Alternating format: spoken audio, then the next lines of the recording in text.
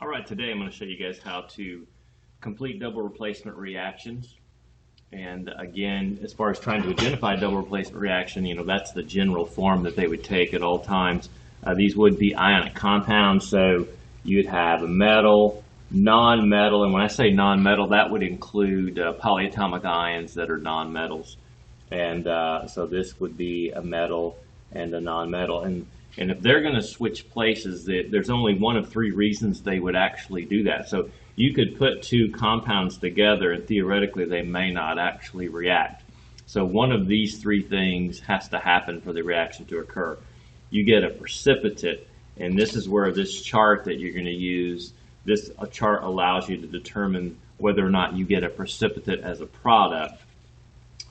If you get a gas as a product, or the formation of water, then the reaction occurs. If not, you would just say no reaction. Now, the way they would recombine, first of all, we don't put metals with metals, so you're never going to have a combination of AC. If they're going to recombine, it would be this first metal with the second non-metal, or the second metal with the first non-metal. That would be our only options for putting them together. So it's not, you just randomly start putting things together. It's always the insides and the outsides that would go together. And when you put them together as a product, you do have to cross the charges to do that. So first of all, we're going to look at the formation of a precipitate. So that's what this is about. This set right here is about looking for the formation of a precipitate. So here are our possibilities. AgCl, when you put them together, you must cross the charges to do that. So Ag is 1, Cl is 1. Again, you can find those from the periodic table. That's in column 1, that's in column 7, so it's AgCl. And then NaNO3, their charges are 1 as well, so that's put together correctly as well. And then you can balance it from there, but it's already balanced. We didn't use any coefficient numbers to cross. So now we've got to use this chart to see, because if both of these products are soluble, obviously we didn't get water. Neither one of those is a gas. There's only two gases that I'll show you in a second that you need to concern yourself with. That's CO2 and SO2. So if you don't get CO2 or SO2 as a product, then that's not a gas. So what we're looking for here is one of these has to be insoluble. The reason this works is when you have an insoluble product, they no longer dissolve in water. These reactants are soluble in water. In other words, we can put them in water, they'll dissolve, just like, for instance, that's table salt. Obviously, table salt dissolves in water. This one does as well. But if you get a product that is insoluble, they'll stick together and fall to the bottom. And so they'll make a solid that you will suddenly see.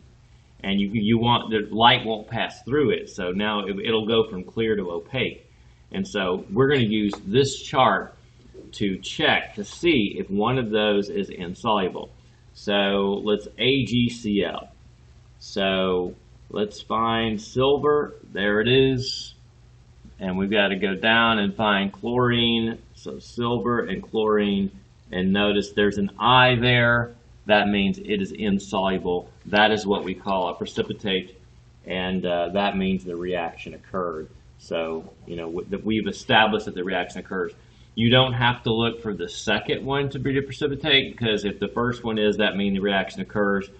Actually, the second one will never be a precipitate. It will always be soluble, but that's not, again, what we're looking for. We're looking for a product that's insoluble. The down arrow means you get a precipitate as a product, which means that reaction occurs. So again, that's how we use the chart to do that. Now again, the next one, we're going to put Ba and CO3 together. Their charges are 2 and 2. Remember, they cancel out, so we end up with BaCO3.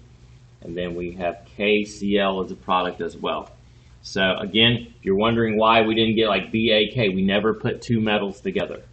We never put the two non-metals together. It's always, again, the insides and the outsides that are our combinations over there. And again, if you're wondering why I put K before Cl, when you're writing a formula, you always put the most metallic element first, the one that's furthest to the left on the periodic table. So let's look up these products to see if we got a precipitate. So barium and carbonate. So let's find, there's barium right here. There's barium. There's carbonate. It says it is insoluble. That's what we're looking for, the I. that means we get a precipitate. The S's means they're soluble in water. You're wondering, don't worry about the U's. We're only looking for either soluble or insoluble. And so that means the reaction occurs. There is our precipitate. It does need to be balanced. You need to put a 2 there in front of KCl to balance the whole thing. Let's see the next one. Strontium carbonate. Strontium is in column 2. Carbonate's charge is 2. Again, they cancel each other out. And then we get NH4. Again, that's the only positive polyatomic ion. It acts like a metal. So it goes first with Br. Their charges are 1 and 1, so we don't cross them. Does need to be balanced, though. We got to put a 2 there. We need to check to see if this reaction occurs. So let's check for strontium carbonate. And there's strontium. Again, let's go down to carbonate, and it says it is insoluble. So there again is your precipitate. So that's how you use this chart to know if a double replacement reaction occurs. But you also have to realize that you don't use this chart for everything. If you get CO2 or SO2 as a product, those are gases, the reaction occurs. And if you get water, H2O as a product, the double replacement reactions occur. So that's what this is going to be about. This is about the formation of a gas here. Now here's the thing. If you get H2SO3 or H2CO3, you're just going to have to remember. So if this is a product, so we have a product of H2SO3, or we have a product of H2CO3, they immediately decompose into H2O and SO2. And SO2 is a gas. This immediately decomposes to H2O plus CO2, and again, CO2 is a gas. That's what the up arrow means. And we got water as well there, so you could say either one of the last two. I've said if you get gas as a product, you get water as a product, the reaction occurs. So you have to remember that these two, that's actually sulfurous acid and carbonic acid is what the common name is. But if they are products, you split them up and the reaction occurs because you get water and a gas. So again, let me show you real quick how to do that. And so here are our reactants. Again, it's two compounds. So it's a double replacement reaction there. So we got to put the insides and the outsides together.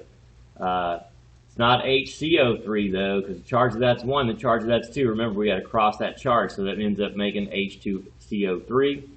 And then CaCl2 because the charge of calcium was 2. But again, you're just going to have to memorize that this immediately breaks apart into H2O plus CO2. And there is your gas as a product. That reaction occurs. And let's see if we can balance it there. Put a 2 there, and it balances. Usually these problems balance very easily. And so your reaction occurs because you got carbonic acid as a product. The other one, again, these are the only two you have to worry about. You get H2SO3. Now you wonder, again, we didn't just bring the 2 over. The reason I put H2SO3 there is because charge of that's 1 and charge of that's 2, and we've crossed the charge there. And then we get NaSO4. That's 1 and that's 2, so it's Na2SO4. This reaction occurs because that immediately breaks apart into H2O, SO2. There's your gas. I want to reiterate to you that these are the only two products in double replacement reaction that will decompose into the gases. Notice they look almost identical, and there's nothing else to consider. There are no other compounds to consider. If you get those two as products, the reaction occurs because they break apart into those gases in water. And the last, these are actually down here, these are acid-base reactions. But the bottom line is when you recombine them, you get water. And remember, we said if we get a precipitate, which you use this chart to determine. So if we get something that is insoluble, the reaction occurs. If we get either of those two things as products, the reaction occurs. And if you get water, the reaction will occur. Insides and outsides together. Notice you get HOH, but HOH is the same thing is H2O, because we just put the hydrogens together, and you can list them either way. Again, when you're doing acid-base problems, a lot of times they will list them like that because you're putting hydrogen with has a 1 charge with hydroxide, which is 1. But again, obviously you can rewrite it as H2O. That is water. So that means the reaction occurs, and then KNO3 is the other product. And see if it's we need to do some balancing there. So we got 2 hydrogens and 4 oxygens, and it's already balanced.